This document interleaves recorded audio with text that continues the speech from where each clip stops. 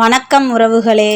சிவபெருமானுக்கு ஒரு மகள் இருப்பது உங்களுக்கு தெரியுமா? அவர் ஏன் நாகங்களின் அரசியாக திகழ்கிறார் என்று இப்போது இந்த காணொளியில் காண்போம். நாம் அனைவரும் வணங்கும் நாகம்மன் தேவி யாரென்று தெரியுமா உங்களுக்கு? இந்த தேவி சிவபெருமானின் மனதிலிருந்து உருவானவர். இந்த தேவி பாம்புகளின் அரசனான வாசுகியின் சகோதரி ஆவார். இந்த தேவியின் பெயர் மானசா தேவி.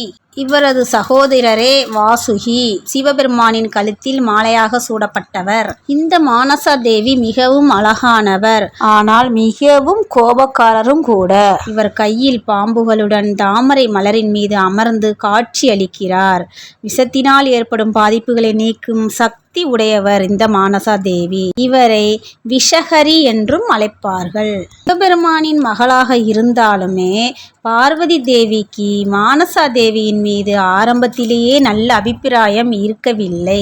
இதனால் மானசா தேவி பல கஷ்டங்களை அனுபவித்தார். தான் ஒரு தெய்வமாக அங்கீகரிக்கப்பட வேண்டும் என்பதற்காக இந்த தேவி பூலோகத்தில் தனது வழிபாட்டை பரப்ப முயற்சித்தார். சந்த் சௌதாகர் என்பவர் தீவிர சிவபக்தர். அவர் மானசா தேவியை வழிபட மறுத்ததால் கோபமடைந்த மானசா தேவி அவரது 6 மகன்களையும் பாம்புகளை ஏவி கொன்றுவிட்டார். 7வது மகன் லக்கிந்தரையும் திருமணத்தன்றே கடித்து இறக்கச் செய்தார்.